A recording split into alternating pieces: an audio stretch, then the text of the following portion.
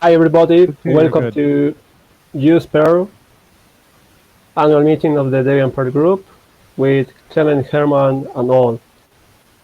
Enjoy! Hi everybody, thanks for joining us in our annual meeting for the Perl team. So, yeah, let me check the notes. Okay, so we have a pad with the agenda, and we are going to take notes. So BT is going to take notes. It would be perfect if someone could monitor the IRC channel. Normally, people should talk in Debian Perl on OFTC, but the normal channel for talks is fine too. But we need someone to monitor the channels. Would anyone take care of that? I can.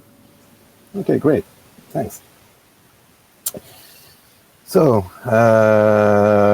let's maybe try our usual round of who's there, who are you? I mean, if you like, it's not an obligation. So I'm Nodens, or Clément. I've been in the team for maybe 5 years now, and I do mostly little bits here and there. Well, who's next? Hi, I'm Dom or Dominic. I mainly work with Nico on the interpreter packaging side, so at the moment coordinating transition. Yeah, not doing too much these days in general though. So, who's next? I can continue. I'm Gregor Hermann. I'm a member of the Perl team since 2006, I believe. And I'm, well, working on many of our many packages. Okay.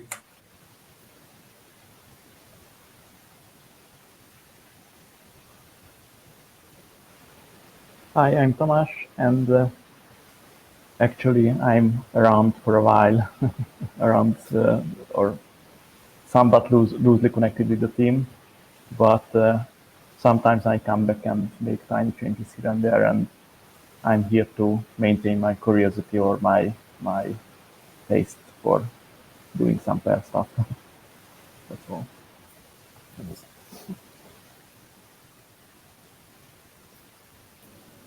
Hello, I'm Utkarsh and I'm an undergraduate student. So besides taking my online classes at the moment, I do a bit of world work.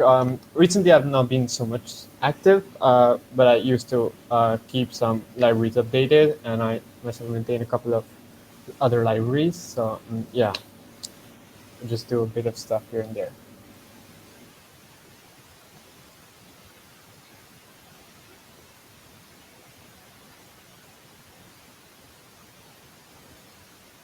Hello, I'm Florian. I haven't been doing anything over the last year and a half, I think, and I'm mainly here to get back into things and to see what you're doing and to get up to speed and everything. And yeah, looking forward to meet you.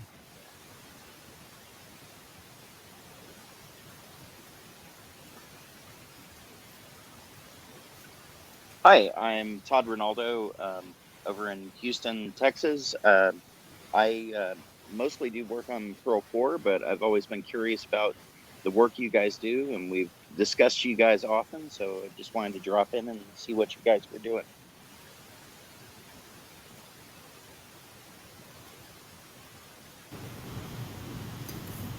Hello, I'm Xavier Yad, member of the group since 2008, I think, and happy to meet you today.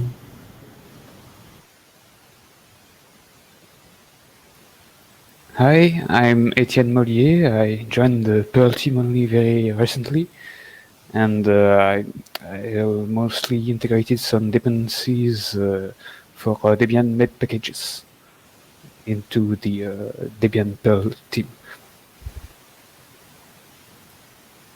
Yay, new members.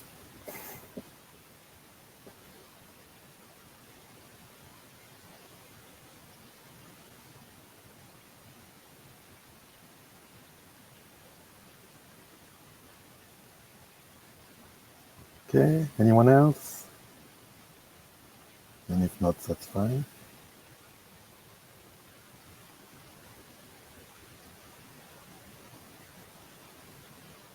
Okay, well, I guess that's it. But I mean, that does not prevent you to speak if you want later. I mean, no problem.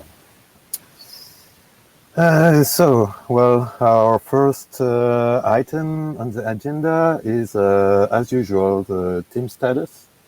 So we have some stats. Maybe I let Gregor tell us about it.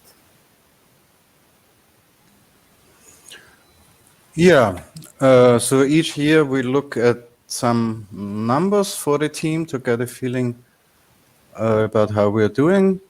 You can find the link in the pad. It's in the Wiki statistics page. I've updated those numbers for the last year on, I don't know, Friday or Saturday or something. So the first list of numbers is the Git activity. So the number of persons who did at least one commit in the last year and the number of persons with 100 or more commits. So that was 52 persons with at least one commit and 10, I think in the meantime, 11, because I took the numbers on Friday. So 11 persons with more than 100 commits. So if you have the page open and look on it, you will see that both numbers are, well, in the range of the numbers we had before, but a bit on the lower end of the range. It's a bit below the average. It's below average, exactly, yeah. Okay. The other statistics is about the low-hanging fruit sessions. That's the meetings we have once a month on IRC to spend the time together and work on easy but tedious tasks. And there's a lot of numbers, number of sessions, the average number of participants, unique participants, how often one person participates on average, and their range. So if we look at the development here, the number of sessions is more or less the same over the years. The number of participants and unique the average participants and unique participants was the highest in 2015-16 or 16-17, in this bit going down since then. So the recent numbers are, well, also in the range we've had before, but towards the lower end of the range. Okay, so these were the numbers. Why are we looking at them? To get a feeling about how we are doing as a team. So what do you guys think? Is there anything we can read from those numbers? Is there anything we have to consider or do?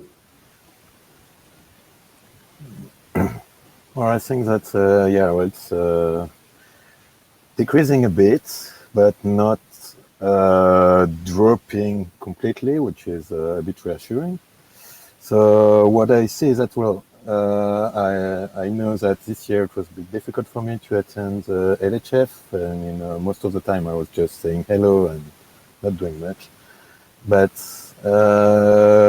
at least there was often people joining, and often new people or people that did not join for a while. So I think what's not shown in the number is that there is a rotation. I mean, there are the usual suspects that are always here, and you're one, Gregor. But even when you're not, stuff can happen, and I think that's a good sign.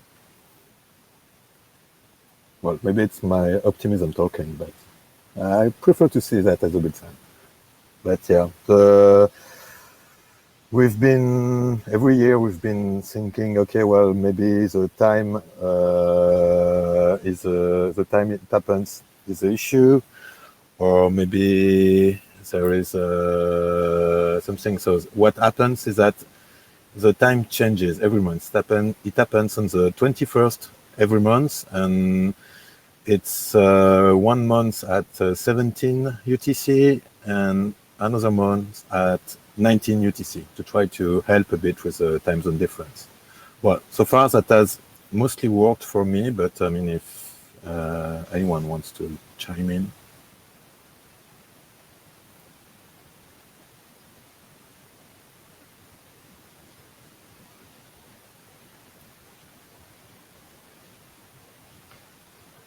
I mean, I'm only commenting from the perspective of someone who doesn't usually make it, but that's not for time. That's not for the time of day reasons.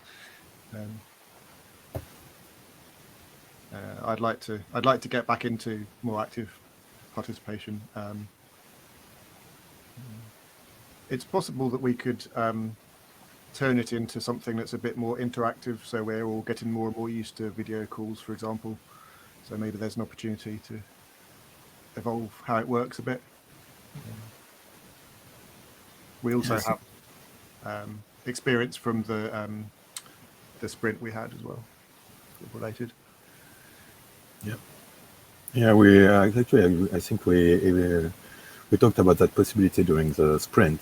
I think it's a nice idea. Maybe not every time, but I mean, if there's more than 2 or 3 people, we can just say, okay, well, let's set up a video call on Debian GT or even on meet.gtc.org. It would be nice.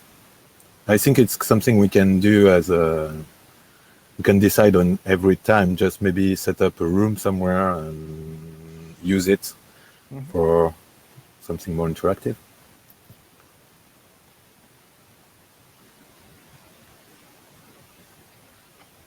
Yeah, I agree with this video idea. When we actually have moved to the next point, which is the future of the Lhf sessions. Oh. So I think we can take a note that this additional video might be nice. The other thing is, do we want to continue the Lhf sessions? Probably yes, unless there's a lot of protest. Do we want to change the times, or do we want to keep this monthly 21st alternating between 17 and 19 UTC?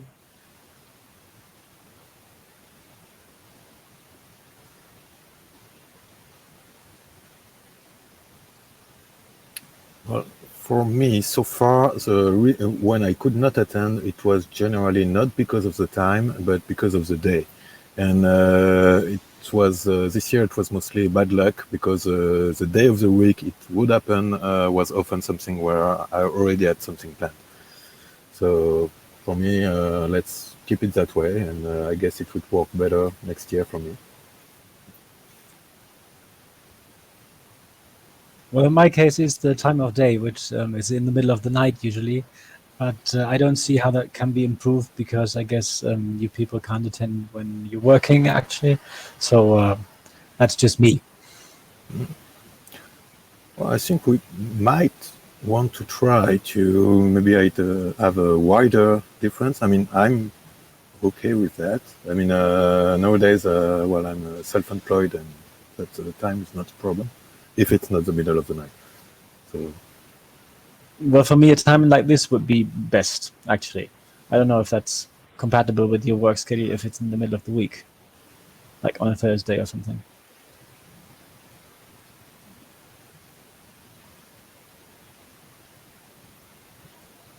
Well, not for me, but there are other times when I can't make it. So if we add some earlier times, that's okay for me.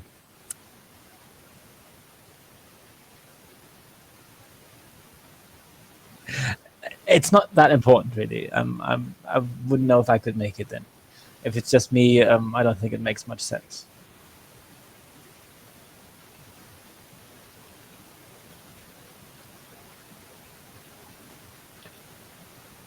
Okay, so maybe we can send this suggestion on the mailing list afterwards for the report, and gather thoughts here. I mean, we are just a small number of people, and maybe some member of the team that could not make it to the BOF, and that usually can't make it to the LHF. Maybe they would be interested. So I think let's put the subject on the mailing list and see if there's something that comes up.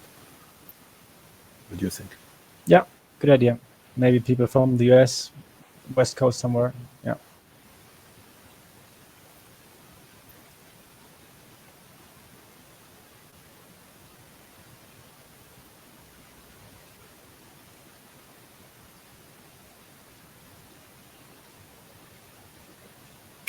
Anyone else on the LHF future on this suggestion of having this discussion on the mailing list?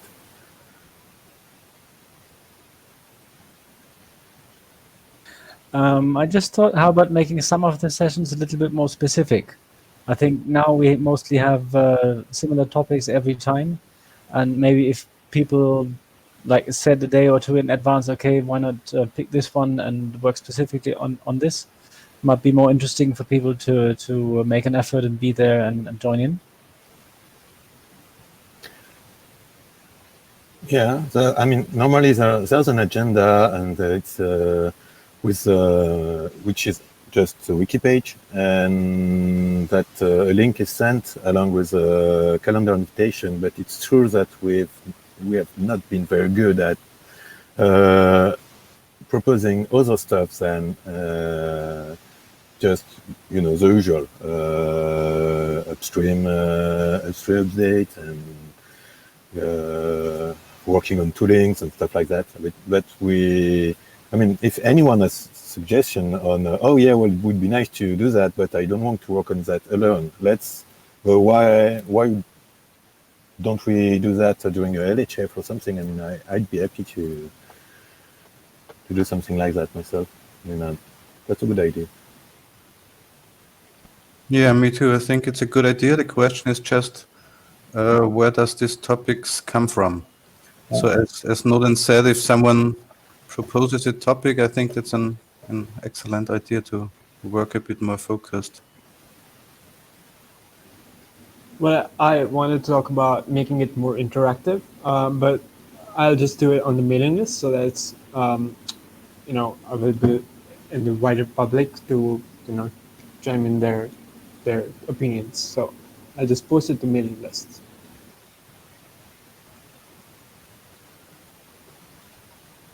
I mean, that's easy to just whenever we have the reminder on the mailing list, we could maybe just or maybe add something to the reminder, like say, please add your topic and propose topics by replying the email or something. And the same for the interactive thing Utkarsh was looking. Well, great, we have plans. In general, I like the interactive idea because sometimes I just lost when I look at the list of things to do in like the LHF summary or ideas, and it's just like I just can't get started sometimes.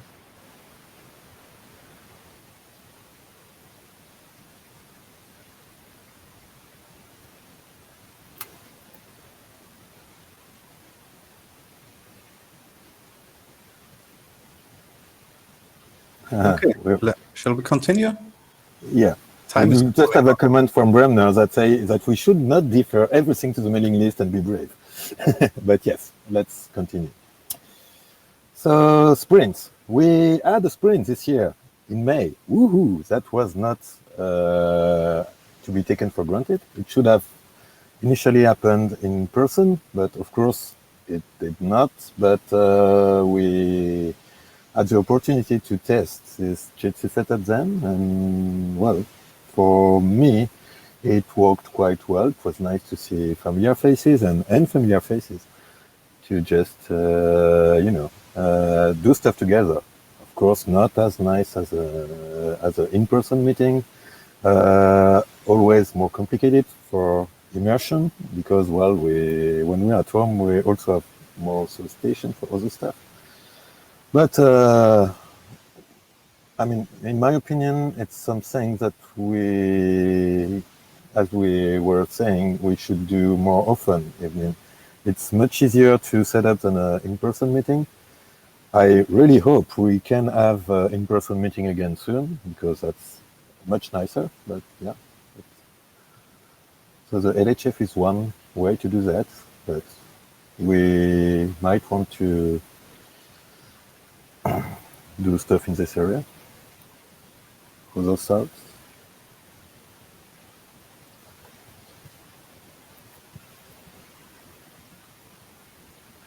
Are there any topics we want to specifically discuss that came out of the sprint? I think mostly it's covered elsewhere in the agenda. Yeah, I think there's a report and some things are going to come up. We might want to decide, or at least think about if and when and how to have a next sprint. I agree with Nolens that this was a nice experience, and I think the others who were there also came to this conclusion. So, what do you think about doing something similar in autumn? So, northern hemisphere autumn, in this style, like from Friday evening to Sunday noon, with 2 or 3 Jitsi meetings and work in between. Yeah, that could work.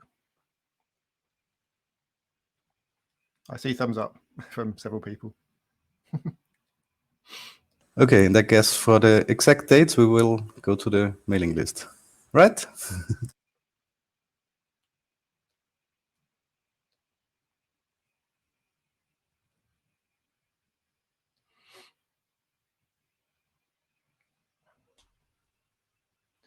So next topic.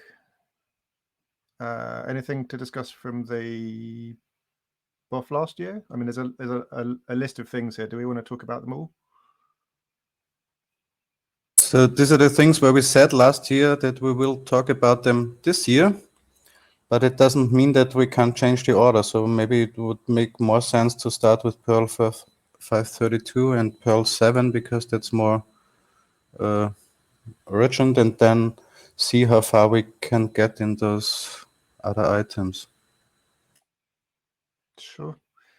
Just noting there's at least one item that was added to the DebConf 19 list recently that we may want to talk about, the mPerl topic. But I can report briefly on the 532 transition. Like a lot of the new upstream releases in the past few years, it's been very reasonably stable and not a lot of breakage, so that's good news. The main blocker at the moment is Perl TK, which builds successfully, but is, as far as I understand, basically broken, possibly because some or all of the test suite is disabled. So I've reached out on a couple of occasions to the maintainer, who's not responding so far. So it might be, if someone has some bandwidth to take a look at what it would take to bring it in line with upstream. So the upstream Perl TK package has fixed the problems. So it's whether we want to do a targeted fix for compatibility, or whether we want to update the package to the new upstream release, that sort of thing. I mean, I had a brief look at the bug. There is a commit upstream which fixes just this problem, but it's still quite huge, and it's in XS, and so I didn't really look further. But if this is a blocker for Perl 532, then probably someone has to NMU it. Yeah, I mean, my preference, if we did have to NMU it, would actually be to do to NMU the new upstream release. It's not what particularly was 532 broke with respect to TK. I hadn't heard about that. I forget the details off the top of my head. There's a series of 6 or so commits in the upstream, made in the upstream tree back in February to fix various things. I mean, the delta is about 500 lines between what's currently in Debian and the current upstream release, so it's not enormous. That actually sounds pretty big. I wasn't aware of anything that controversial, other than Mark Lehman's one of his modules got broken due Well, to it's not, the delta is not entirely to do with 532. Okay. Yeah. It's just a question of there's no one here who probably has the ability to cherry pick fixes into that package. Anyway, Todd, Tamas and me just pasted the same bug to the Jitsi chat, so you can get from the Debian bug to the upstream bug as well. Yeah. Yeah, that helps. I'm clicking through to it now. Thanks. Yeah, so my suggestion would be to give Colin, the current Debian maintainer, another week or so to respond, and then we, then we NMU it in some way or other. I did file the transition tracking bug with the release team. This is the release we will want to have in Bullseye, so we need to get this moving at some speed. The freeze that applies to Perl will be in January, so but we have time, so that's basically all in progress. The other thing relating to that transition is fixing the IPv6 build failures, because that will slow down the transition quite a bit. Right now, that's just waiting for me to upload the patch to IOSocket IP.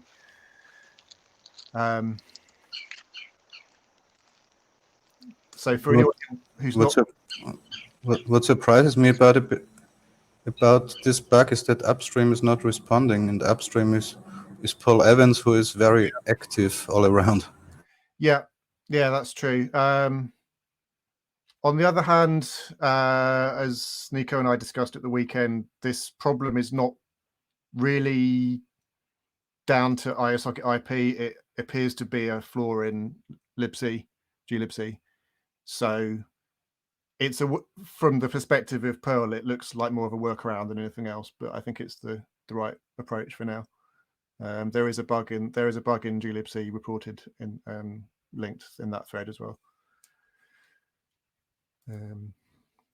But yeah, I don't know whether it might be such a niche case that it's really only affecting Debian at this point.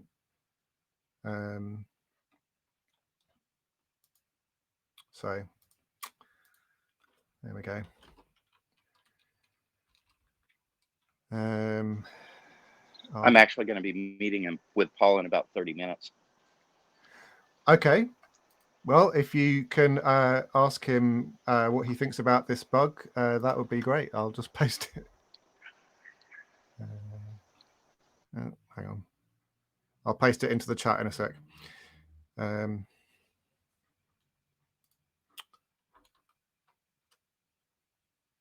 So that's all I had about 532 at this point. Okay, thanks. Well, maybe you can help at some point after the above to make the notes clearer, because we've been struggling a bit to put all the information, but so far I think we're fine. So, and Perl 7 maybe? Yeah, so I guess that's me as well. So I posted to the Debian Perl list back in June, just forwarding an announcement that was made on the Perl 5 Porters list about Perl 7, which is a initiative to make to modernize. It's basically an evolution of Perl 5 with better sort of modern defaults, which is going to be a breaking change for lots and lots of stuff. Now I'm pretty vague because this is a very fast moving topic and I don't really have the complete picture right now. I think it's fair to say that there's been a lot of discussion about what the right approach is amongst the Perl 5 community, but I want to make sure that people are aware of it, because it does have the implication of potentially supporting more than one version of Perl in Debian, which is will be a big change to it'll be a big imposition on the way we currently have things running. That's actually been a topic that's come up multiple times. The question is, well, one of the assumptions is distros are pretty used to PHP and Python having multiple versions, and it shouldn't be any problem for Debian to track a kind of static 532 versus a moving Perl 7 target. Would you say that's or not accurate? So I mean, I've fed back on this topic a couple of times, but I think it's a lot of work to migrate. Not so much the interpreter. Well, the interpreter is one thing. The kind of ecosystem around it is a much bigger deal. We need to come up with tooling. I think compared to PHP and Python, we have a much bigger footprint. I don't actually have a good sense of the numbers, but it's painful. It's painful for Python, and I think it will be even more painful for Perl. Is my short summary. A lot of the approaches that we're discussing are things that would make it so that even if there were two, then the packages or the CPAN modules that you guys would build for 532 should be relatively identical to what you build for 7, meaning you could maintain the same patch set. Nothing you patch for Perl 7, like almost everything you patch for Perl 7 should work just fine on 532 also. It sounds like that doesn't really solve the problem, but that is one thing that we're trying to do. The other thing we have a question about, and I don't know if you can answer that, is what about the weird corner cases like Postgres uses Perl in a kind of buried hidden place, and we're not actually sure how many of those sort of integrated Perl things that exist, and that it would be good for us to look at before we move along too far. Yeah, I mean, so Postgres is one example there, but that's just things that use Perl that are not part of CPAN, whether or not they embed the interpreter or not, is a big, somewhat unknown space. I mean, we rebuild the archive across, I think we have something like 3,000 CPAN modules and probably twice the number of packages which we think use Perl in some way. So, and there's other set of packages that are more difficult to analyze at the moment. So those are not well tracked then? Sorry, I didn't hear that. I was asking, so those are not well tracked. If I ask the question, what packages other than the CPAN modules use Perl, would that be an answerable question? It's partially answerable, but Perl is part of the base system in Debian, so potentially any package in Debian can and probably is using it in some way, even if it's only for packaging infrastructure. So this is like CPAN modules do a bad job of declaring that they use carp. So if we ever broke carp out of core, you wouldn't have any clue how many modules would break without actually searching in the modules. Yeah. So I think we could quite easily spend the rest of the meeting talking about Perl 7, and I'm a bit understood. There are probably other topics as well. But Todd, I'm somewhat involved now in the core discussions, so I will try and keep talking. I haven't had a lot of time myself to look into what's been going on in recent months. Yeah. Well, thank you, but yeah, we have 5 minutes until the end of the meeting, so I think we should move along. But that's a really important topic, and I think we should keep that in mind and keep discussing it. So yeah, thanks, Dom, for keeping us informed. And yeah, we have to keep that in mind. Yeah. So Yeah, we should quickly at least look at some of the items we said we would revisit during the last BOF. So I moved the stuff a bit so that we would start talking by the stuff that is actually hot right now. So the removal of unmaintained quasi-native package. So well, too bad Intri could not make it because Intrugary was proposing a lot of those stuff, but maybe Gregor, you could fill up for at least some of those, or someone else. Yeah, sure. So last year we discussed about these 3 packages where we are de facto upstream, but which are not maintained because no one cares for them. 2 of them are already removed from the archive. That's libpass, Debian changelog, perl, and license reconcile. Then we still have package components where there are some remaining reverse dependencies, but I'm quite optimistic that we can get rid of it. I think there's nothing to discuss about those all 3. This libmperl came up again because Intri noted that it's not maintained upstream, and Axel said that he cares about it. So I think that's not the same category as we have discussed last year. What I cared about last year was that we have packages where no one in the team cares about it, and as long as Axel cares about this mperl, I think it's fine to go on as he has been going on in the past. Yeah. Yeah, I agree with what you say. I also agree with some of Intri's concerns about that particular package, and I think it would be good if we could, Axel or someone else could try and revive the conversation with upstream. I had a brief attempt a few years ago, and there seemed to be some willingness to kind of do new releases, but it's not happened so far. So I think even if there's active interest in Debian in helping to maintain it, I think as a principle we should try and avoid being de facto upstream for these things. Yeah, sure.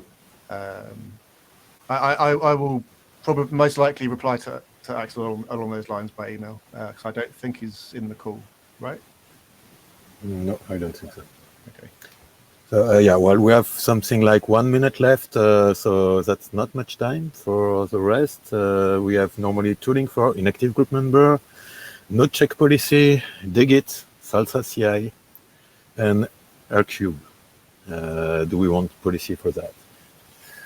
So I think we don't have time for any of those, but another thing we added recently was proposing some kind of pkg-perl team social event on Jitsi at later point this week. Anyone would want to join that if it happens? Yes. Again. Well, let's try to organize it. Sounds good. Great, and I think we have like 10 seconds left to, well, not organize this because it will be short, but well, I would like to thank everyone who participated and or just watched or joked on RSC. Yep. Thanks everybody.